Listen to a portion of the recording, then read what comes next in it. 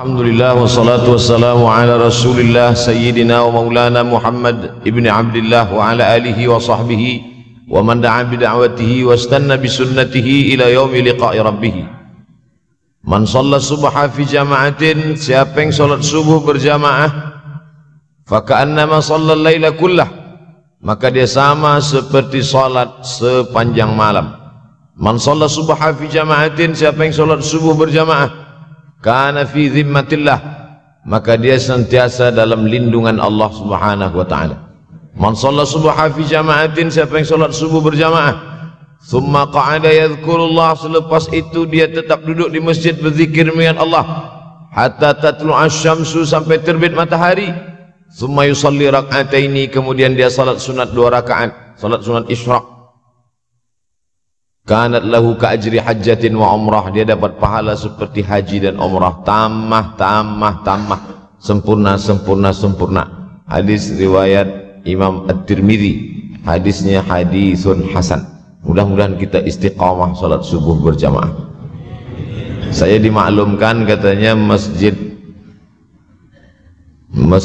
kita yang cantik dan indah ini setiap subuh memanglah ramai seperti ini, betul? Insya Allah. Tajuk kita fitnah akhir zaman. Fitnah bahasa Melayu artinya tuduhan tak ada bukti, tohmah sebenarnya. Fitnah dalam bahasa Arab, coba kita tengok dalam Al-Quran. A'udzubillahi minasyaitonirrajim. Wattaqu fitnah alladzi la tusibanna alladzina zalamu minkum khassah. Takutlah kamu kepada fitnah yang dia tidak akan menimpa kepada kamu yang zalim-zalim saja. Makna fitnah dalam ayat ini bukan fitnah tuduhan tanpa bukti tohmah. Fitnah dalam ayat ini artinya seksa, azab. Lalu kemudian dalam ayat Al-Quran yang lain pula disebutkan Allah Subhanahu wa ta'ala, laisa alaikum junahun an taqsuru minas salati in khiftum ayyaftinakumul ladzina kafaru. Kamu boleh mengqasar salat kalau kamu takut terkena fitnah. Kamu boleh mengqasar salat ketika dalam keadaan musafir, perjalanan panjang, takut diseksa oleh orang kafir musyrik. Kamu boleh mengqasar salat supaya jangan terlalu lama berhenti dikejar musuh. Maka yang 4 rakaat boleh kamu buat 2 rakaat. Fitnah di situ maknanya bukan tuduhan tanpa bukti, tapi makna fitnah adalah seksa. Maka tajuk kita fitnah akhir zaman. Makna fitnah di sini bukan tuduh. Al fitnatu asyaddu minal qatl. Fitnah itu lebih kejam daripada pembunuhan. Bukan fitnah menuduh tanpa bukti, tapi maknanya adalah siksa. Orang yang terkena siksa itu lebih menyakitkan daripada dibunuh. Sebab bila dia dibunuh, sekali pancung mati, selesai. Tapi bila dia tersiksa, maka amat sangat menyakitkan. Itulah maka kata ayat Al-Quran, al-fitnatu asyaddu minal qatl. Fitnah lebih kejam daripada pembunuhan, siksa lebih menyakitkan daripada dibunuh. Kalau disuruh pilih siksa apa pilih bunuh? Dua-dua tak nak. Pilih bunuh. Bunuhlah aku. Bila ada orang disiksa, dipotong tangannya, dipotong kakinya, dipotong telinganya, dipotong hidungnya, disuruh pilih nak mana, atau potong kepala sekali. Baiklah potong kepala sekali, sebab dia tak merasakan seksa. Supaya kita faham tentang tajuk kita ini. Tajuk kita adalah fitnah akhir zaman. Jadi makna fitnah di sini bukan tuduhan tanpa bukti, tapi makna fitnah adalah seksa. Akhir zaman. Kalau ada akhir tentu ada awal. Ada setengah kelompok mengatakan dunia ini tiada berawal, tiada berakhir. Kata dia dunia ini qadim, sama seperti Allah Subhanahu wa ta'ala. Kalaulah dunia ini qadim, tentu ada 2 yang qadim, ada 2 yang kekal abadi. Maka orang yang mengatakan alam ini kekal, tiada berawal, tiada berakhir, dia sudah syirik. Syirik maknanya mengatakan ada 2 yang qadim. Allah tiada berawal, tiada berakhir. Dunia tiada berawal, tiada berakhir. Siapa yang mengatakan alam ini tiada berawal, tiada berakhir, maka dia syirik. Orang yang syirik maka tidak diterima amalnya. La in asyrakta, kalau engkau syirik la yahbatanna amaluka. Kalau engkau syirik maka seluruh amalmu akan gugur, tak bernilai di hadapan Allah Subhanahu wa ta'ala. Al-yawma uhilla lakumut thayyibat, hari ini dihalalkan bagi kamu yang baik-baik. Wa ta'amul ladzina utul kitaba halal lakum wa ta'amukum halal lahum. Sembelihan orang Yahudi, sembelihan orang Nasrani ahli kitab halal bagi kamu. Bila kita pergi ke Europe, misal seumpama kita pergi ke Europe, sampai di sana kita tiada mendapatkan makanan kambing, kerbau, sapi sembelihan orang Islam. Dulu kata pensyarah saya masa belajar di Maghribi, kata dia dulu ambil master di UK. Waktu itu susah nak mendapatkan sembelihan orang Islam, maka dia cari sembelihan orang Yahudi. Ada tulisannya di situ kosher. Kosher macam label halal, tapi bukan punya orang Islam, punya orang Yahudi. Maka dia ambil daging yang ada tulisan kosher ni, dia potong kecil-kecil, dia masak, dia makan. Kami tanya, Syekh, kenapa makan sembelihan orang Yahudi? Sebab dalam Al-Quran dikatakan al-yawma uhilla lakumut thayyibat, hari ini dihalalkan bagi kamu yang baik-baik. Wa ta'amul ladzina utul kitaba halal lakum, sembelihan orang Yahudi dan Nasrani halal bagi kamu. Menurut mazhab Hanafi, Maliki, Syafi'i. Hanafi, Maliki, Syafi'i. Mazhab Syafi'i, Hanafi, Maliki, Hambali. Hanafi, Maliki, Hambali. Sedangkan mazhab Syafi'i tidak. Sebab kata mazhab Syafi'i, mereka kafir. Mereka kafir. Orang kafir tak boleh dimakan sembelihannya. Laqad kafara alladzina qalu innallaha huwal masih ibnu Maryam. Siapa yang mengatakan Al-Masih anak Maryam itu adalah Tuhan, maka dia kafir. Laqad kafara alladzina qalu innallaha salisu salasah. Kafirlah orang yang mengatakan Allah itu tiga dalam satu, satu dalam tiga. Itu dalil mazhab Syafi'i mengatakan, kecuali yang datuk nenek dia dulu yang memang memegang mazhab itu, setelah datang Nabi Muhammad SAW mereka bersyahadat. Tapi mengapa menurut mazhab Hanafi, Maliki dan Hambali sembelihan mereka boleh dimakan? Kerana ada tiga persamaan kita dengan Yahudi dan Nasrani. Pertama, sama-sama percaya kepada Allah, walaupun Allah dia berbeza, tapi sama-sama percaya bahwa ada Tuhan, ada Allah. Yang kedua, percaya Allah mengirim Nabi. Yahudi percaya kepada Nabi Musa, Nasrani percaya kepada Nabi Isa. Maknanya Allah mengirim Nabi. Yang ketiga, ini yang menjadi tajuk kita subuh ini. Sama-sama percaya bahwa dunia akan berakhir. Yahudi mengatakan dunia akan berakhir, akan kiamat. Nasrani mengatakan dunia pun akan berakhir, hancur, akan kiamat. Bagaimana dengan Islam? Mahwal iman. Apa itu iman wahai Muhammad sallallahu alaihi wasallam? Antu'mina billah, percaya kepada Allah, wa malaikatihi, percaya kepada malaikat, wa kutubihi, percaya kepada kitab-kitab, wa rusulihi, percaya kepada rasul-rasul, wal yaumil akhir, percaya bahwa dunia ini akan berakhir. Wa tu'mina billah, wa tu'mina bil qadri khairihi wa syarrihi, engkau percaya kepada takdir baik dan takdir buruk. 6. Siapa yang tidak percaya kepada rukun iman yang 6, maka dia tidak lagi diakui sebagai umat Muhammad sallallahu alaihi wasallam. Fitnah akhir zaman. Saya nak menjelaskan tajuk kita subuh ini. Fitnah, terjadi banyaknya siksa-siksa. Akhir zaman, di ujung zaman. Menunjukkan dulu ada awal zaman, sekarang ada akhir zaman. Ada awal masa dunia, kita sekarang sudah berada di ujung dunia. Manakala Nabi Muhammad SAW Isra dan Mi'raj, dia melihat dalam perjalanan Isra Mi'raj itu ada seorang perempuan tua yang sedang bersolek. Jadi perempuan tua bersolek ini sudah nampak Nabi sejak masa Isra Mi'raj lagi. Jadi jangan terkejut bila sekarang nampak ada orang tua bersolek. Dah lama dah. Kata Nabi kepada Jibril, apa itu wahai Jibril? Kata Jibril, itulah dunia. Dunia sudah tua, tapi dia tetap juga ingin menampakkan dirinya muda. Dunia ini sudah tua, tak lama lagi akan hancur binasa. Idza sama'um fatarat, langit terbelah.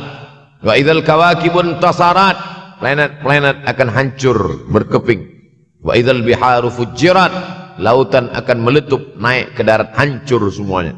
Wa idzal quburu bu'athirat, dan kubur akan dibangkitkan. Semua yang ada di dalam tanah ini akan bangkit. Alimat nafsum ma qaddamat wa akharat. Kenapa tanah ini tidak bergulung? Kenapa tanah ini tidak bergoncang? Kenapa kulit tanah ini tetap stabil? Sebab ada pakunya. Seperti kertas yang ditempel di dinding, datang angin kencang. Manakala angin kencang datang, kertas tak bergoyang sebab ada pakunya. Apa paku tanah ini? Surah An-Naba juzuk 30. Wal jibala autada. Kami jadikan bukit-bukit, gunung-gunung sebagai autada, pasaknya. Kalau kita membuat kemah, ada tiang. Tiang ini bergoncang. Bagaimana supaya tiang ini tidak bergoncang? Pasang pasak-pasak di tepi tiang. Pasak dunia ini adalah bukit-bukit. Kalau kita menengok ada bukit, maka sebenarnya sepertiganya saja yang ada di atas. Bukit yang besar di atas itu sepertiga, 2/3 bukit terhunjam tertanam ke dalam tanah. Wal jibala autada. Tapi sampai masanya nanti bukit ini akan tercabut. Wa takunul jibalu kal ihnil manfush. Wa takunul jibal, bukit-bukit kal ihni, seperti bulu kambing. Manfush, bulu kambing yang dihembus angin. Hebatnya ayat-ayat Al-Quran itu, Allah memilih kata-kata sesuai dengan keadaan. Sembayang malam berat, nak jaga tidur malam berat. Kata berat bangun malam itu mengucapkannya pun berat. Wa minal laili fatahajjad. Tahajjad berat. Sebagaimana beratnya jaga tengah malam, begitu Allah pilihkan kata yang berat. Tahajjad berat. Wa takunul jibalu kal'inil manfush. Wa takunul jibal, bukit-bukit, gunung-gunung yang besar, yang berapi, kal jibal, kal ihni, seperti bulu kambing. Manfush. Nun berjumpa dengan fa, fa mengeluarkan angin, shin pun menghembuskan angin. Ambil bulu kambing, letakkan di tapak tangan, kal ihnil manfush. Sebagaimana terbangnya bulu kambing dari tapak yang dihembus angin, begitulah gunung-gunung akan tercabut. Kalau gunung-gunung yang besar, gunung yang dari batu, gunung yang berapi, yang mengeluarkan lahar, itu tercabut dari tanah seperti bulu kambing dihembus angin, bagaimana agaknya kita nanti? Tak tahu entah macam mana. Macam butiran debu-debu, macam butiran tepung yang dihembus angin kencang. Wataran nasa sukara. Selepas gunung-gunung itu tercabut, lalu tanah ini bergoncang, kau lihat manusia macam mabuk. Wataran nasa sukara. Kau pandang manusia macam mabuk. Wa mahum bisukara. Mereka tidak mabuk. Mereka berjalan bergoncang bukan kerana mabuk. Walakin azab Allah syadid. Kerana azab Allah itu amat sangat kuat. Oleh sebab itu dianjurkan membaca tafsir juzuk 30. Syekh Muhammad Abduh, tafsir Al-Munir, tafsir Al-Manar yang ditulis oleh muridnya. Dia bagi tazkirah saja, dia tak ada menulis, tapi kemudian muridnya Rashid Ridha menulis. Itulah dia tafsir Al-Manar. Dia tidak memulai tafsir dari juzuk 1 Al-Baqarah, tapi dia mulakan juzuk 30. Sebab apa? Sebab mengkaji juzuk 30, amma yatasaalun 'anil naba'il 'azim alladhi hum fi mukhtalifun kalla saya'lamun, bercerita tentang hari kiamat. Orang kalau sudah bercerita tentang hari kiamat, datang rasa takut, datang rasa cemas, datang rasa khawatir, kita akan mati, dunia akan binasa, apa yang akan kita bawa? Selepas dia mengkaji juzuk 30, datanglah semangatnya, khusyuklah dia solat, datang semangatnya beribadah, datang hilang rasa cinta harta, dia akan berwakaf, berinfak, bersedekah. Maka fitnah akhir zaman ini perlu dikaji selalu supaya kita mendatangkan khusyuk dalam hati, takut dalam hati, ridha menerima keputusan Allah Subhanahu wa taala. Fitnah akhir zaman. Hadis yang saya pilih diambil dari kitab Sahih Al-Bukhari. Pendek saja, Sahih Al-Bukhari, tapi sebenarnya judul kitab ini panjang. Al-Jami' As-Sahih Al-Musnad Al-Mukhtasar min umuri Rasulullah SAW wa sunanihi wa ayyami. 7. Disebut dia Al-Jami' kerana dia mencakup 3 aspek: akidah, ibadah, akhlak. Al-Musnad karena hadis-hadisnya bersanad dari Imam Al-Bukhari sampai ke Nabi Muhammad sallallahu alaihi wasallam. Ada silsilah. Al-Mukhtasar karena dia ringkasan 7.275 hadis sahaja. Padahal hadis Nabi banyak, maka dia ringkaskan, dia kecilkan menjadi 7.275 hadis. Min umuri Rasulullah, semua perkara-perkara Rasulullah. Wa sunanihi, kebiasaan-kebiasaan Rasulullah. Wa ayyamih, hari-hari kehidupan Rasulullah SAW. Disebut Sahih Al-Bukhari. Bukhari bukan nama orang, Bukhari nama kampung, Bukhara, Uzbekistan sekarang. Nama dia Muhammad bin Ismail bin Ibrahim bin Al-Mughirah bin Bardizbah Al-Bukhari. Bardizbah datuk dia yang kelima mu'alaf masuk Islam. Majusi, penyembah api, dari Persia, Iran sekarang. Muhammad bin Ismail bin Ibrahim bin Al-Mughirah bin Bardizbah. 16 tahun berkeliling. 16 tahun berkeliling. Maka, Madinah, Syam, Suriah, Mesir, balik, barulah kemudian dia menyampaikan hadis-hadis Rasulullah SAW. 16 tahun belajar hadis, baru dia mengajar hadis. Kita sekarang 16 kali masuk. Itu pun ada 2-3 kali tak datang sebab jam. Selepas itu nak mencuba mengajar hadis dan berkata, kalau Bukhari mengajar hadis, aku pun boleh mengajar hadis. Bukhari makan, aku makan. Bukhari minum, aku minum. Bukhari manusia, aku manusia. Bukhari mengajar hadis, aku mengajar hadis. Betul. Tapi Bukhari mengajar hadis dari kepalanya. Kita mengajar hadis dari laptop. Mati laptop, hilang hadis. Oleh sebab itu maka Imam Al-Bukhari, Masya Allah, Tabarakallah. Berapa hafazan hadis Imam Al-Bukhari? 600,000 hadis. 600,000 hadis. Lalu kemudian dari 600,000 hadis dia buang hadis-hadis dhaif, dia buang hadis-hadis maudhu', akhirnya 300,000 hadis. Dari 300,000 itu dia kecilkan lagi menjadi 7.275 hadis.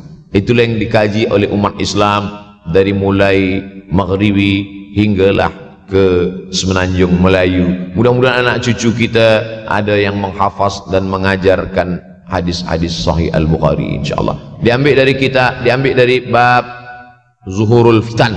Zuhur, muncul, tampak, datang. Fitan, jamak dari kata fitnah.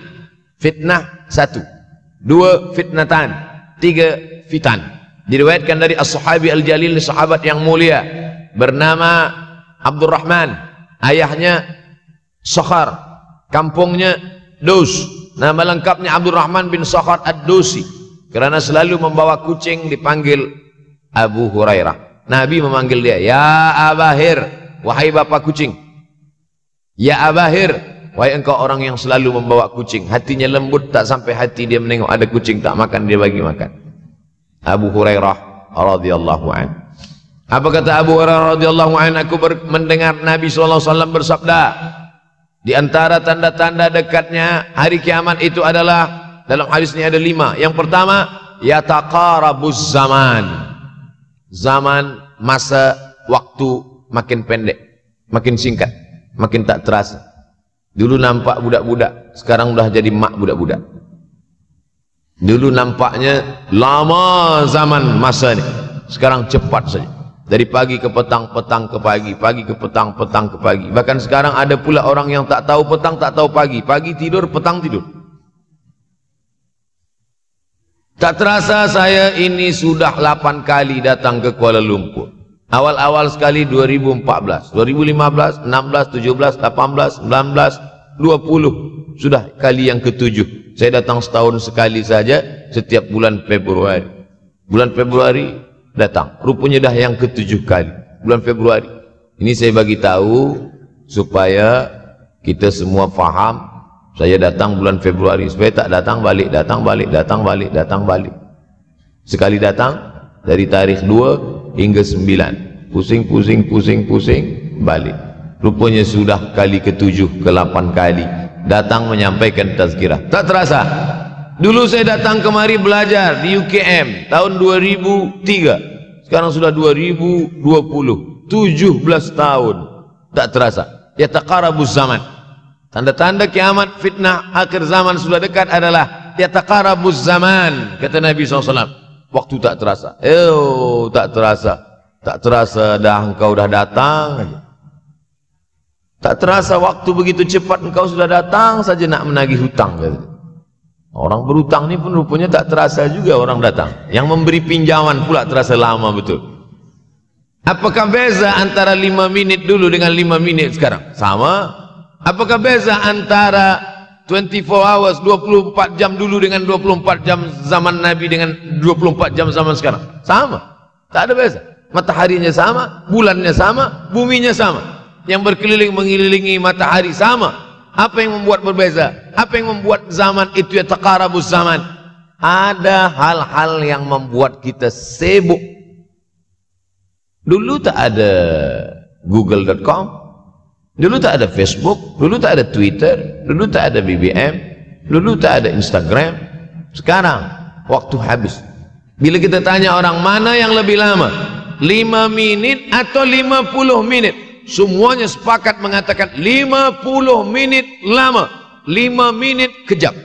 Saya tanya 2 kali, pelajar-pelajar, penuntut-penuntut, mana yang lebih lama, 5 minit atau 50 menit? Semuanya berkata 50 menit lebih lama daripada 5 menit. Lepas tu saya balik, mana yang lebih lama? 5 menit menunggu azan maghrib bulan puasa, 50 menit status FB, Instagram. Oh, lebih lama 5 minit menunggu azan maghrib. 5 minit menunggu azan maghrib bulan puasa macam-macam mati jam. 50 menit hilang waktu tak terasa. Itu menunjukkan hadis Nabi itu, semakin saya baca hadis Nabi, makin kuat keyakinan saya, makin kuat iman saya, makin hilang keraguan saya bahwa yang berbicara ini bukan manusia biasa, tapi dia dapat wahyu dari Allah. Wa ma yantiqu anil hawa in huwa illa wahyun yuha, melainkan wahyu dari Allah Subhanahu wa taala. Yataqarabuz zaman, masa begitu cepat berlalu tak terasa. Sebulan seperti sepekan, sepekan seperti sehari, sehari seperti sesaat. Akhirnya kita pun kehilangan waktu, habis. Saya Ustaz Abdul Somad, memang zaman ini tak terasa, cepat betul. Rasa-rasa kejap-kejap dah bulan Ramadan, tak terasa baru saja Idul Fitri dah masuk pula lagi. Masya Allah, begitu cepatnya masa berlalu. Maka jangan sampai semakin saya baca hadis ini, semakin kuat keyakinan saya bahwa Nabi Muhammad SAW mendapat wahyu dari Allah Subhanahu wa taala. Semakin kuat keyakinan dan keimanan. Kenapa? Seandainya Nabi berkata zaman nanti di akhir zaman itu semakin cepat, semakin dekat, semakin berlalu tak terasa, tapi kemudian zaman yang kita lalui tak sama seperti yang dikatakan Nabi. Mungkin datang juga keraguan dalam hati, betulkah ini? Tapi ternyata 1441 tahun lampau, 1440 tahun yang lalu Nabi mengatakan, dan hari ini terbukti zaman begitu cepat berlalu. Masya Allah, tabarakallah. Hari inilah ditemukan internet, hari ini datang television, hari ini datang WhatsApp, hari ini datang yang melalaikan kita daripada Allah Subhanahu wa taala. Sehingga waktu datang sembang-sembang, cerita-cerita, tengok ini, update ini, tulis ini, tengok ini, pandang ini, habis waktu berlalu. Padahal waktu inilah yang akan ditanya oleh Allah Subhanahu wa taala. 6 kali Allah bersumpah demi waktu. Terbit fajar, wal fajri wa layalin nashr, masuk waktu subuh. Was subhi idza tanaffas, masuk waktu duha. Wad duha wal laili idza saja, masuk waktu siang. Wan nahari idza tajalla, masuk waktu asar. Wal asri innal insana lafi khusr, masuk waktu malam. 2 kali Allah bersumpah demi waktu malam. Wal laili idza saja wal-laili idza yaghsha. Kenapa hadis ini yang Ustaz bahaskan? Kami nak mendengar hadis tentang Dajjal dah lahir atau belum? Dajjal dah hadir. Mana bukti Dajjal dah hadir? Kurma bisan tidak lagi berbuah. Bila kurma bisan tidak berbuah, Dajjal dah nak datang. Kurma bisan sekarang sudah berkurang, tak berbuah. Lalu kemudian apa lagi?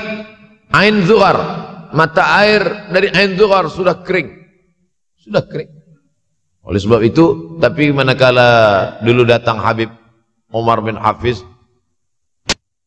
saya hadir majelis itu, adalah seorang bertanya, Habib, ya, Imam Mahdi dah lahir atau belum? Saya tengok, Habib menjawab, sepertinya dia macam tak suka pertanyaan. Kata dia, kita tak perlu mencari-cari dia dah lahir atau belum, kampung dia di mana, dia lahir di hospital mana, dia tak perlu. Yang perlu kita siapkan adalah iman dan takwa pengetahuan kita, supaya kita jangan sampai terkecoh, supaya kita boleh membezakan mana hak, mana batil, mana betul, mana salah, mana lurus, mana bengkok, mana hitam, mana putih. Sehingga dengan istiqomahnya kita beribadah ini, kita boleh membezakan mana Al-Masih yang original, yang asli, mana Al-Masih Ad-Dajjal. Makanya tadi sebelum salam kita berkata, Allahumma inni a'udzubika min adzabi jahannam wa min adzabil qabri wa min fitnatil mahya wal mamat wa min syarri fitnatil masihid dajjal. Membaca, menghafaz 10 ayat di awal surah Al-Kahfi. Siapa yang menghafaz 10 awal ayat, hadis lain mengatakan 10 akhir, 10 awal 10 akhir, elok dua-duanya. Tapi Masya Allah, tabarakallah, anak-anak kita yang pakai jubah, pakai sorban putih ini, daripada tahfiz Quran, mereka tidak hanya menghafaz 10 awal 10 ujung, dari awal sampai ujung dia hafaz 30 juzuk dia hafaz. Mudah-mudahan anak-anak kita penghafaz Al-Quran. Allahumma ja'al abna'ana wa banatina min huffazil Quran wal hafizat. Jadikan anak-anak kami menjadi para penghafaz Al-Quran, ya Allah, supaya selamat dia daripada fitnah Al-Masih Ad-Dajjal. Tapi saya pilihkan hadis tentang yang 5 ini. Dengan 5 ini kalau kita amalkan, insya Allah Allah akan selamatkan kita dari fitnah akhir zaman ini. Yang pertama, manfaatkan waktu, kerana waktu di akhir zaman ini yataqarabuz zaman, kerana waktu semakin dekat tak terasa, hilang, berlalu. Maka isilah waktu ini dengan ibadah. Jangan sampai ada waktu yang kosong. Duduk sejenak kosong berselawat, Allahumma salli ala sayyidina Muhammad wa ala ali sayyidina Muhammad, Allahumma salli ala sayyidina Muhammad wa ala ali sayyidina Muhammad. Sempat-sempatkan ambil wudhu, solat duha walau 2 rakaat. Sempat-sempatkan sebelum tidur malam solat witir 3 rakaat, supaya tidur kita sentiasa dalam wudhu dan kita sempat solat witir. Andai mati kita malam itu, insyaallah mati dalam keadaan husnul khatimah. Usolli sunnatal witri 3 rakaatin lillahi ta'ala. Nanti malam jaga tidak witir lagi, hanya tahajud saja. Sempat-sempatkan solat tahajud. Elok amat sangat baik solat wudhu 2 rakaat. Usolli sunnatal wudhu raka'ataini lillahi ta'ala. Selepas solat wudhu, solat sunat taubat. Usolli sunnatat taubat raka'ataini lillahi ta'ala. Selepas solat sunat taubat, solat sunat hajat. Usolli sunnatal hajat. Selepas itu barulah solat sunat tahajud 8 rakaat. Nak tambah lagi 10, 12, 14, elok, tak salah, karena dia tiada batasan. Adakah sahabat Nabi yang melakukan ini? Ada. Qatadah bin Nu'man, dari selepas Isya sampai azan subuh. Imam Ahmad bin Ambal, dari selepas Isya sampai azan subuh. Bahkan mereka menghatamkan Al-Quran dalam tahajud mereka. Maka bahkan ada imam yang disebut dengan As-Sajjad, kerana banyak sujud kepada Allah Subhanahu wa ta'ala. Kerana akhir zaman ini godaan begitu besar. Dulu orang tengah malam tahajud, jam 2 malam, jam 3 malam dia bangun, kerana dia membaca hadis sab'atun yudhilluhumullah. Ada 7 golongan yang mendapatkan naungan Allah, yauma la dhilla illa dhilluh. Hari itu tak ada naungan kecuali naungan Allah. Rajulun, ada seseorang, zakarallah, dia berzikir mengingat Allah, khalian, di tengah malam tak ada manusia, fafadat ainahu, menetes air mata. Maka yang pertama ini, jangan sampai kita kehilangan waktu, kerana waktu, al-waktu kasaif, waktu ini seperti pedang, illam taqta'hu qata'aka. Kalau tidak kau patahkan dia, kalau kau dapat pedang, patahkan. Sebab kalau tidak kau patahkan, dia yang akan memotong engkau, mematahkan tulang-tulang engkau. Waktu ini kalau tidak kita manfaatkan, kita akan ditanya tentang waktu, kemana saja waktu yang sudah kau pakai. Inna sam'a, pendengaran, wal basar, penglihatan, wal fuad, hati, kullu ulaika kana anhu mas'ula. Semua akan disoal, semua akan diminta tanggung jawab di hadapan Allah. Kemana waktu yang sudah aku bagi dulu engkau pakai? Yang pertama nanti ditanya, la tazulu qadama 'abdin yaumal qiyamah. Kaki anak Adam tidak akan bergeser, tidak akan beralih dari tempat tegaknya pada hari kiamat, hatta yus'al, sampai dia disoal, sampai dia ditanya. La tus'alunna yauma idzin 'anin na'im. Banyak yang akan ditanya nanti. Tapi Nabi bagi tahu, di antara yang akan ditanya dari sekian banyak nikmat itu 4. Yang pertama, an umrihi fima afnah. Umur kemana engkau habiskan? Hari ini ada anak-anak muda belia umurnya 17 tahun.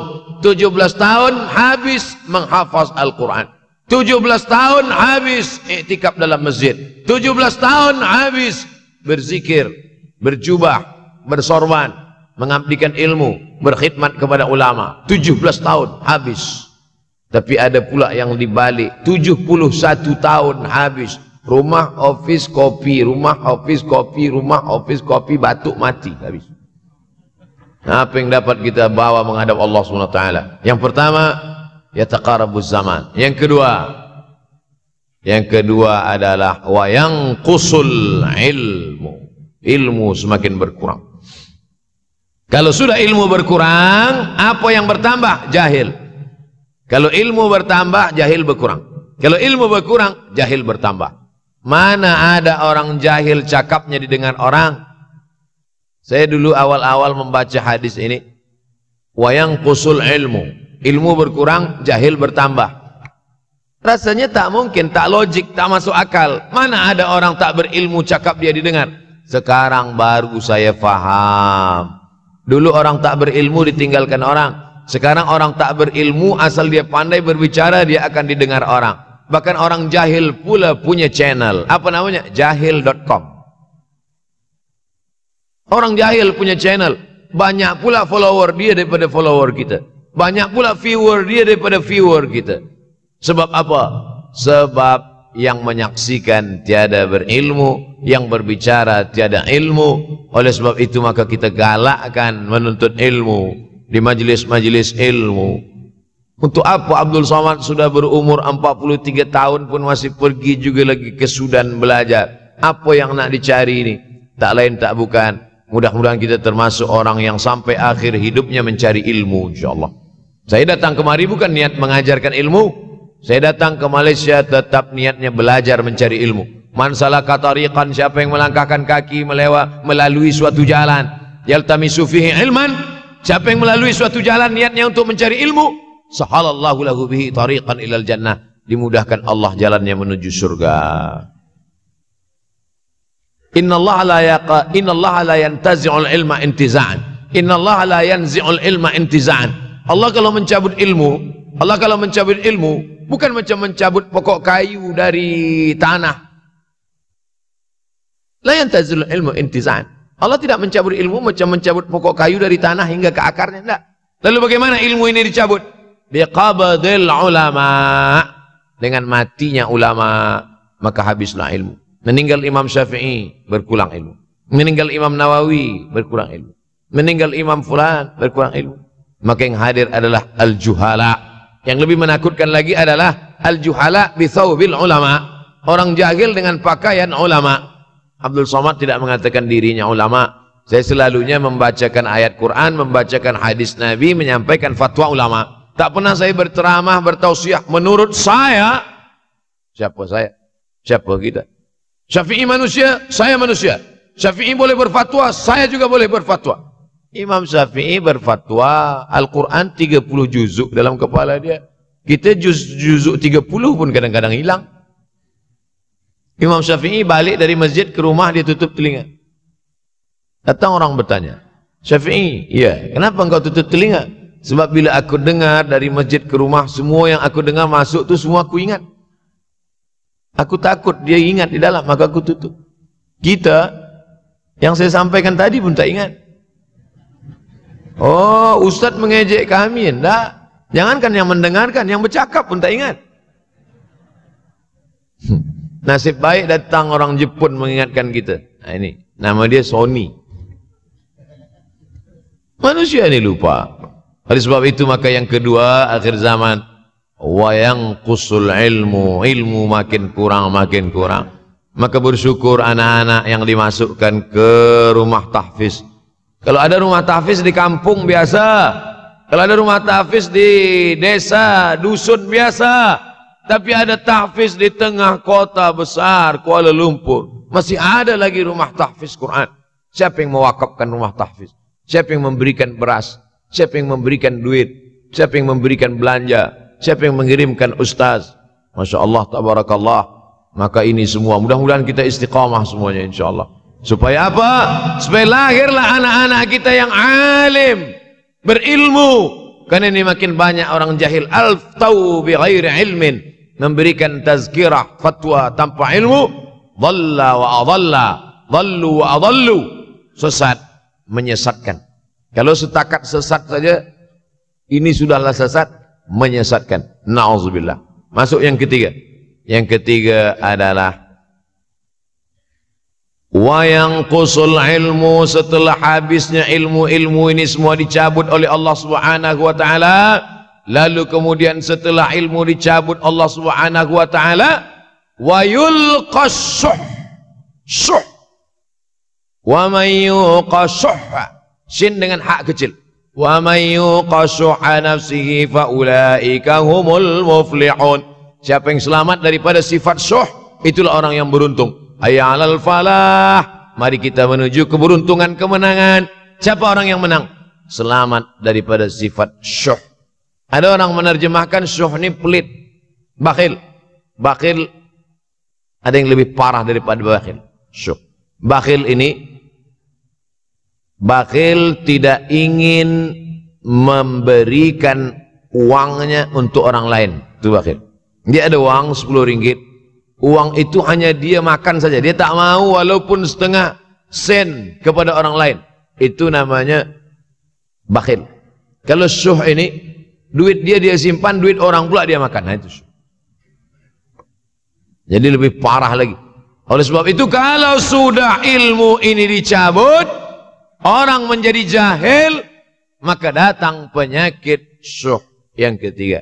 Apa itu syuh? Hubbud dunya, hubbul mal, wa tuhibbul mala hubban jamma. Engkau sayang kepada harta, amat sangat sayang. Dia pegang semuanya sampai tak meleleh, tak menetes walaupun satu tetes. Akhirnya mereka inilah pendusta-pendusta agama. Ara'aital ladzi yukadzibu biddin. Tahukah kamu siapa itu yang mendustakan agama? Fadzalikal ladzi yad'ul yatim. Mereka itu yang membiarkan anak yatim. Wala yahuddu ala ta'amil miskin. Dia tidak mempedulikan makanan orang miskin. Sebab apa? Bukan sebab tak ada harta, sebab syuh. Kenapa syuh? Sebab tak ada ilmu. Tak ada ilmu tentang akhirat. Dia pegang, dia simpan, mati, habis. Yang dia bawa hanyalah 1, 2, 3 helai kain kafan saja. Itulah mengapa Sultan Turki, Sultan Muhammad Al-Fatih, Sultan Abdul Hamid. Coba tengok gambar Sultan Muhammad Al-Fatih, Sultan Abdul Hamid Turki dulu. Sorban dia besar-besar. Saya dulu terkejut, lama saya tengok. Kenapa sorban orang Turki ini besar-besar? Lama-lama saya baca, rupanya sorban orang Turki itu kain kafan. Tuan-tuan, balik dari sini, beli kain kafan 2 meter. Ikatkan kepala, bawa sembahyang. Supaya ingat mati. Bolehkah menyiapkan kain kafan? Baca kitab Tambihul Mughtarrin, peringatan bagi orang-orang yang tertipu. Di situ ditunjukkan banyak ulama, bahkan mereka menggali tanah di dalam rumahnya. Malam-malam dia tahajud, selepas tahajud dia duduk di dalam tanah itu supaya terasa bagaimana rasanya mati. Gali tanah 2 meter, masuk ke dalam. Tapi kalau nak buat itu kita saja dengan Allah. Jangan pula, banyak juga orang sekarang udah gali tanah masuk ke dalam, streaming pula. Hai guys, nak rasakan mata? Mana boleh terasa? Kita saja masuk ke dalam, rasakan macam mana rasa. Sebab kalau cakap saja, marilah kita ingat mati, takutlah kita pada mati. Kita tak tahu bagaimana rasa mati. Kalau nak merasakan bagaimana rasa mati, nanti kalau ada orang mati meninggal dunia, masuk kita ke dalam, kita sambut jenazah, kita letakkan, kita duduk, rasakan. Ketika Fatimah meninggal, Fatimah emak Sayyidina Ali meninggal, Nabi masuk ke liang lahat. Masuk Nabi ke liang lahat. Nabi berdoa di dalam. Ketika Utsman bin Maz'un meninggal, Nabi masuk ke dalam. Nabi pegang jenazah Utsman bin Maz'un. Meleleh air mata Nabi, turun ke misai, turun ke janggutnya, turun menetes sampai ke bawah. Merasakan bagaimana rasanya di dalam. Dulu saya pernah berjumpa dengan seorang pemuda, telinga dia pakai anting subang, Lalu kemudian saya tengok banyak tato dia. Saya tanya, macam mana cerita awak bertaubat dulu? Mak saya meninggal, Ustaz Abdul Somad. Lepas tu saya tegak di tepi kubur. Macam ada yang menolak saya dari belakang, masuk saya ke dalam. Masa masuk itulah terasa sejuk di kaki. Datang rasa takut saya. Makanya kalau ada orang yang sudah kita bagi tazkirah, bagi nasihat tak juga, nanti ada orang meninggal, bawa dia agak dekat, senggolkan sikit, jatuh. Gitu caranya supaya kita terasa mati ini, supaya apa? Hilangkan penyakit syuh, cinta harta, takut mati, dan membuat kita menjadi bakhil, pelit. Na'udzubillah. Yang keempat, wa tazharul fitan. Ini yang terkait dengan tajuk kita yang keempat. Wa tazharul fitan. Banyaklah fitnah, siksa. Dulu masa saya kelas 1 madrasah tahun 1990, berkumpullah kami bersama-sama dengan cikgu mengkaji masalah apa? Masalah Bosnia Herzegovina, mengamuk Slobodan Milosevic, menghancurkan umat Islam di Bosnia. Sampai ada yang meminta fatwa kepada Syekh Yusuf Al-Qardawi, bolehkah perempuan yang perempuan Bosnia yang dirogol tentara Serbia hamil, bolehkah dia menggugurkan anaknya? Kata Syekh Yusuf Qardawi, tak boleh. Maka dia biarkan saja anak itu lahir dan dia tidak dianggap berdosa karena ini sudah takdir Allah SWT. Bagaimana mereka dibunuh? Maka makin banyaklah selepas Bosnia datang pula yang terjadi di Rohingya, di Uighur. Umat Islam berkumpullah presiden-presiden negeri Islam di Kuala Lumpur. Erdogan datang, kumpul semuanya membahas bagaimana nak menolong Muslim Uighur. Rupanya umat Islam pun tak sanggup nak menolong. Apa yang boleh dilakukan di Uighur? Berdoalah umat Islam. Rupanya Allah kalau mau menolong mudah saja. Mudah saja Allah menolong. Tidak datang rudal skat, tidak datang tentera, tidak datang senjata. Cukup datang corona, selesai. Allah Subhanahu wa taala, wa makaru wa makarallah.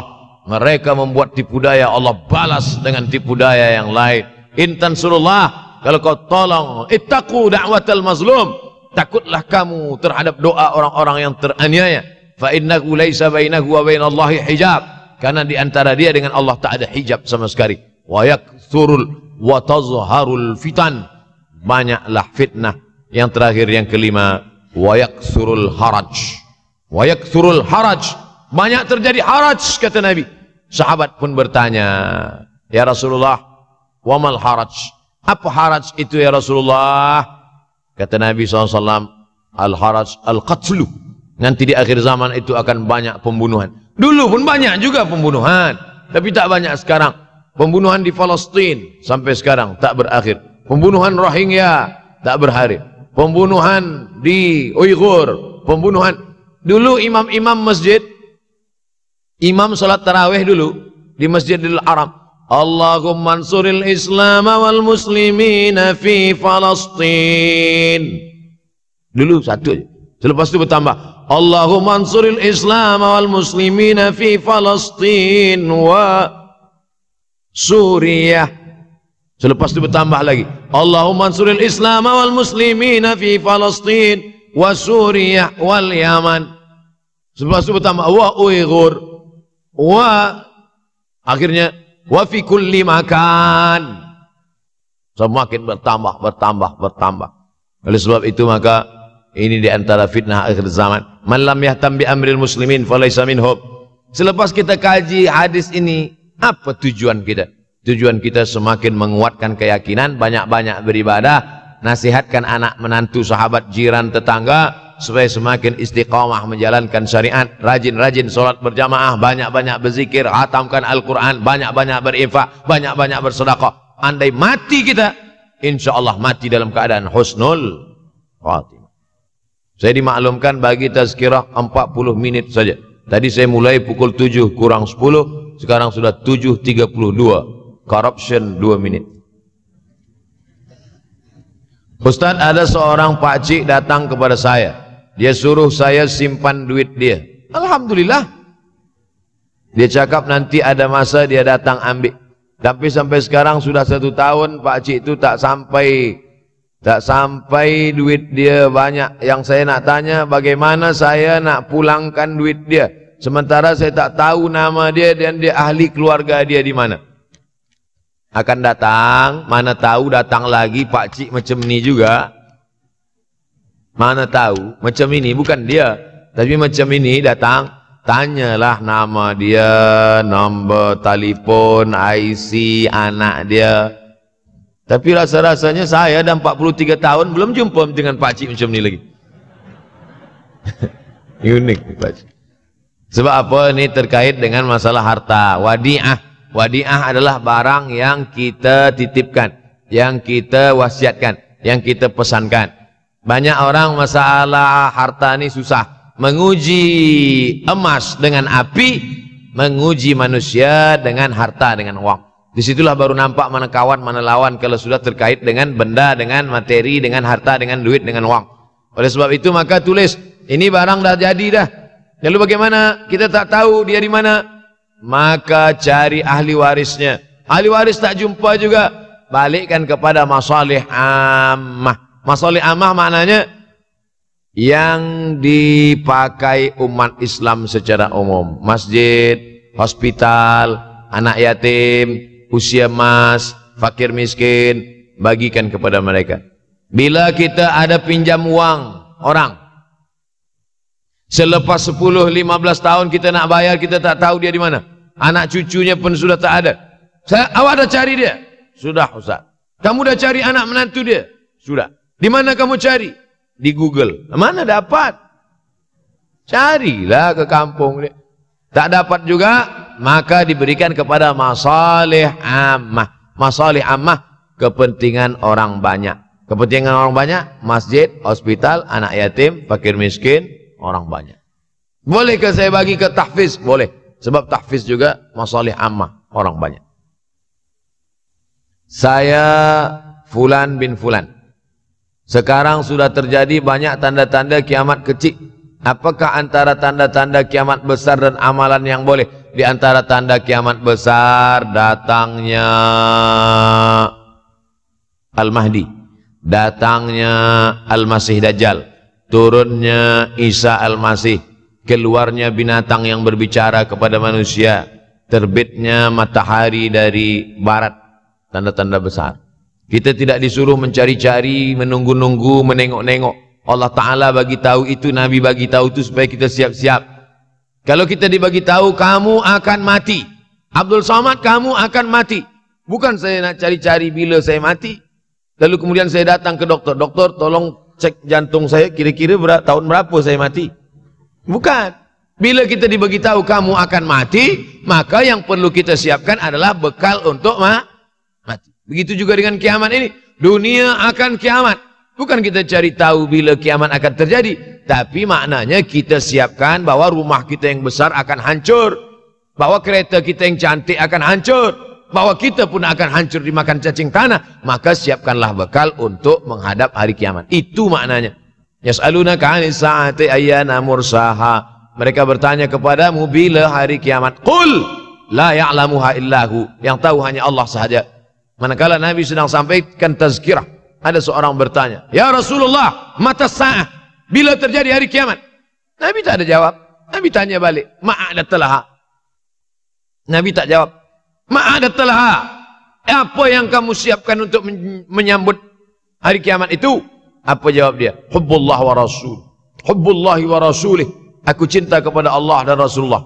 Kata Nabi SAW, cintamu kepada Allah dan Rasulullah SAW sudah menyelamatkanmu. Maka yang perlu dari pertanyaan jamaah kepada Nabi itu menunjukkan apa yang sudah kita siapkan untuk menghadapi hari kiamat. Ustaz Abdul Somad, saya nak bertanya, kita akan jumpa bulan Rajab dan Sya'ban. Puasa sunat apa saja yang dikerjakan di bulan Rajab dan Sya'ban?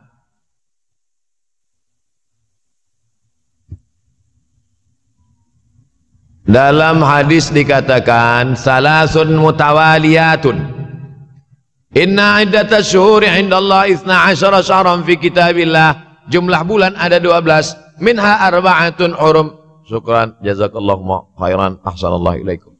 Minha arba'atun hurum. Ada 4 bulan haram. 4 bulan haram maknanya 4 bulan mulia kita disuruh beribadah. Ibadah yang paling elok adalah puasa sunat. Apa 4 bulan haram itu? Salasun mutawaliyatun. 3 bulan berterusan. 3 bulan. Muharram, Zulqa'dah, Zulhijjah, Muharram. Wa baina Jumada wa Sya'ban. Ada 1 bulan bersendirian. Dia terletak antara bulan Jumada dan Sya'ban. Itulah dia bulan Rajab. Jadi nanti kalau ada orang banyak berpuasa bulan Rajab, apa dalil awak puasa bulan Rajab? Karena bulan haram. Bulan haram bulan mulia. Di bulan mulia paling bagus beramal yang mulia. Apa amal yang mulia? Puasa sunat. Bulan Sya'ban. Nabi paling banyak puasa selepas Ramadan adalah Sya'ban. Jadi kalau kita buat yang paling tinggi adalah Ramadan. Di bawah Ramadan, Sya'ban. Di bawah Sya'ban, bulan haram. Paling tinggi Ramadan. Di bawah Ramadan, Sya'ban. Di bawah Sya'ban, itulah dia bulan haram. Muharram, Zulqa'dah, Zulhijjah, Rajab. Nah, inilah puasa-puasa sunat. Sampai-sampai puasa bulan Sya'ban itu, apa kata Aisyah radhiyallahu anha? Karena Rasulullah SAW yasumu Sya'ban kullahu. Nabi pernah melaksanakan puasa bulan Sya'ban itu kullahu. Tapi bukan tiap-tiap tahun. Bukan maknanya tiap tahun Nabi bulan puasa Sya'ban itu full 1 bulan. Tidak. Makna kullahu mu'azzamahu. Sebagian besarnya. Makna kullahu pernah 1 bulan Sya'ban dia puasa full tapi tidak tiap tahun. Oleh sebab itu banyak-banyak puasa sunat ini elok. Banyak sekarang orang puasa tapi bukan lillahi ta'ala. Puasa nawaitu shauma ghadin, diet. Niatnya takkan Allah. Berniat puasa karena Allah, dietnya dapat. Berniat diet, Allah tak dapat.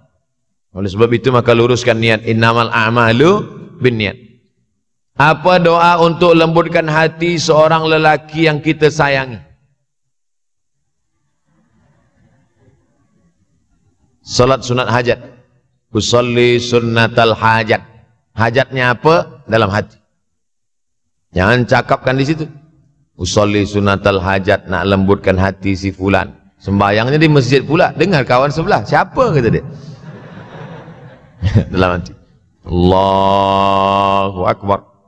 Selepas itu di sujud terakhir. Aqrabu ma yakunul abdu min rabbihi wa huwa sajid.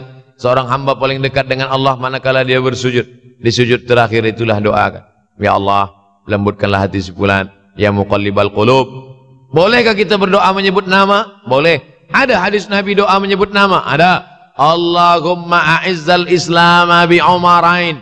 Ya Allah, kuatkan Islam ini dengan 2 Umar. Umar bin Khattab dan Umar bin Hisham. Boleh. Nabi ada menyebut nama. Oleh sebab itu maka doa. Pertama dengan solat hajat. Yang kedua dengan membaca Yasin. Kata Imam Ibnu Katsir, la tuqra'u fi amrin asirin illa yassarahullah. Kalau dibacakan pada perkara yang susah, maka Allah mudahkan. Yasin. Dibacakan pada perkara yang susah, Allah mudahkan. Ada orang yang susah mati, dibacakan Yasin, cepat dia mati. Yassarahullah. Dimudahkan Allah SWT. Maka dibacakan dia. Selepas membaca surah Yasin itu, membaca doa. Allahumma inni as'aluka bihaqqi Yasin. Aku memohon kepada engkau dengan kemuliaan surat Yasin ini, tunaikanlah hajatku. Sebutkan apa hajat. Last. Bagaimana tanggapan Ustaz terhadap budak-budak yang dilarang dalam masjid? Budak-budak terbagi 2. Pertama, budak-budak yang mumayyiz. Yang kedua, budak-budak yang sabi, belum sampai mumayyiz. Mumayyiz belum akil balik, tapi boleh membezakan mana baik, mana buruk, mana makanan, mana kotoran. Yang di bawah ini sabi. Setahun, 2 tahun, 3 tahun, 4 tahun, itu sabi. Sabi ini tak boleh membezakan. Bila kita suruh dia diam, awal-awal kita katakan gini, diam. Dia pula bagi tahu kita. Ini tak boleh bawa ke masjid. Adapun yang sudah mumayyiz 5, 6, 7, 8, 9, 10, ini dibawa ke masjid. Budak-budak kecil dibuatkan sopnya di belakang. Begitu dalam fatwa Syekh Atiyah Saqar dalam fatwa Al-Azhar. Lelaki khairus sufufir rijal, sebaik-baik sop lelaki di depan. Selepas itu budak kecil di belakang, baru perempuan. Kenapa budak kecil ini di belakang? Dua alasan. Yang pertama, dia menjadi hijab dinding antara perempuan dengan lelaki. Yang kedua, sebab banyak budak kecil ini yang wuduknya rosak. Sebab apa? Sebab dia belum berkhitan. Maka di ujung kulfah ada najis. Maka kalau dia diletakkan di shaf, dia boleh memutus shaf. Kenapa masa di Makkah tu banyak budak-budak kecil salat di samping ayahnya? Tak sama budak kecil di sana, budak kecil sini. Budak kecil sana 7 hari khitan. Tempat kita tak tahu di Malaysia. Tempat kami di Sumatera pun beza dengan di Jawa. Di Jawa budak kecil khitan. Kami di Sumatera budak kecil macam cuti sekolah umur 10 tahun baru khitan. Itu pun banyak juga tak khitan. Yang lain khitan dia lari pula. Oleh sebab itu maka yang belum berkhitan itu ada najis di ujung, atau dia sudah berkhitan tapi wuduk dia tak sempurna. Oleh sebab itu budak-budak kecil dibawa ke masjid. Kalau dia sudah boleh ditegah, boleh membezakan, memayis. Budak kecil ini dibagi 3. Yang pertama sabi, belum boleh membezakan mana elok mana tak elok. Selepas itu memayis, sudah boleh membezakan mana elok tak elok, tapi belum lagi akil balik. Selepas itu amrat, amrat pakai dal. Amrat maknanya baru saja masuk akil balik. Kalau kita larang budak-budak ni di masjid, kalau ada budak-budak kecil masih berlari-lari, masih menjerit-jerit, bersyukurlah. Maknanya masjid kita 20 tahun akan datang masih tetap ada orang yang solat berjamaah. Tapi kalau di masjid tu ada budak-budak lagi, yang ada tua-tua aja, alamat kapal akan tenggelam. Sekarang banyak di masjid ni isinya orang-orang yang udah diintai-intai malaikat maut aja. Nauzubillah. Alhamdulillah masjid kita semua hadir. Budak-budak kecil pun hadir, pemuda-pemuda belia pun hadir. InsyaAllah 20 tahun akan datang masjid ini tetap ramai solat berjamaah. Anak saya pernah ditampar oleh seorang nenek kerana yang sedang solat dia menjerit dan menangis. Oh, mungkin nenek ini darah tinggi. Maka akan datang, jangan letak dia dekat nenek-nenek. Itulah maka saya sebut tadi di belakang. Memang orang-orang tua ni kadang emosional dia tak lagi terkendali. Tengok. Kadang jangankan menangis, kita menyanyi pun dia tersinggung. Apalagi menangis. Oleh sebab itu maka kita jaga. Ada setengah orang tua memang tak suka menengok budak kecil. Ini budak ni pergi balik. Kalau tak aku mati dia sipak kata dia. Nauzubillah.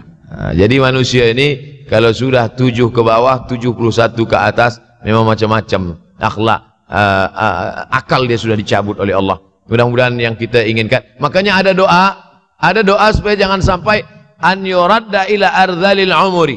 Jangan sampai aku disampaikan pada usia yang hina. Ada manusia ini usianya hina. Sebab apa usia hina? Wa man nu'ammirhu nunakkishu fil khalqi. Siapa yang kami panjangkan umurnya, kami kurangkan kejadiannya. Sudah sampai pada umur itu berkurang kejadian. Kaki berkurang, mata berkurang, telinga berkurang, dan paling mengkhawatirkan adalah akal pun berkurang. Inilah termasuk akal berkurang. Dia tanpa budak kecil itu sebenarnya umur dia sudah hampir-hampir sama macam budak kecil itu juga. Mudah-mudahan kita diselamatkan daripada usia yang hina ini insyaallah. Di akhir majlis mari kita berdoa kepada Allah supaya kita istiqamah hingga akhir zaman, akhir hayat. Ala hazihi niyyah al-Fatihah. A'udzubillahi minasyaitonir rajim. Bismillahirrahmanirrahim. Alhamdulillahi rabbil alamin. Arrahmanir rahim. Maliki yaumiddin. Iyyaka na'budu wa iyyaka nasta'in. Ihdinas siratal mustaqim, siratal ladzina an'amta 'alaihim ghairil maghdubi 'alaihim waladdallin. Amin. Allahumma inna na'udzubika minal hammi wal hazan. Selamatkan kami dari susah hati dan kesulitan. Wa minal ajzi wal kasal. Selamatkan kami dari sifat malas dan lemah. Wal jubni wal bukhul. Selamatkan kami dari sifat penakut dan bakhil. Wa dala'id daini wa ghalabatir rijal. Selamatkan kami dari dililit hutang dan dikuasai orang lain. Allahumma inna na'udzubika min ilmin la yanfa'. Selamatkan kami dari ilmu yang tak bermanfaat. Wa min qalbin la yakhsha'. Jauhkan kami dari hati yang tak takut dan tak khusyuk. Wa min nafsin la tasma'. Jauhkan kami dari nafsu yang tak pernah kenyang. Wa min du'ain la yusma'. Selamatkan kami dari doa yang tak dikabulkan.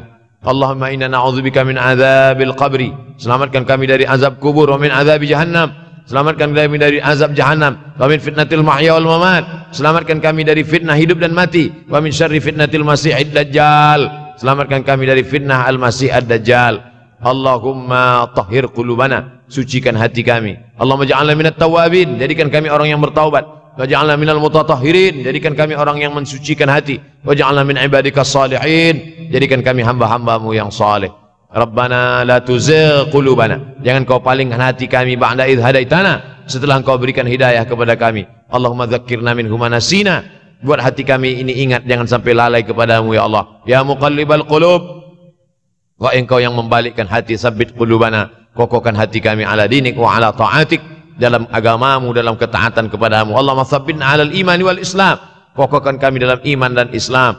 Allahumma ja'alna minal ladzina yastami'una al-qawla fayattabi'una ahsanah, jadikan kami orang-orang yang mendengarkan nasihat yang baik lalu merubahnya menjadi amal yang baik. Rabbana atina fid dunya hasanatan wa fil akhirati hasanatan wa qina adzabannar. Wa sallallahu ala sayyidina wa maulana Muhammad wa ala alihi wa sahbihi wa sallam. Walhamdulillahi rabbil alamin. Taqabbalallahu minkum minna wa minkum taqabbal ya karim.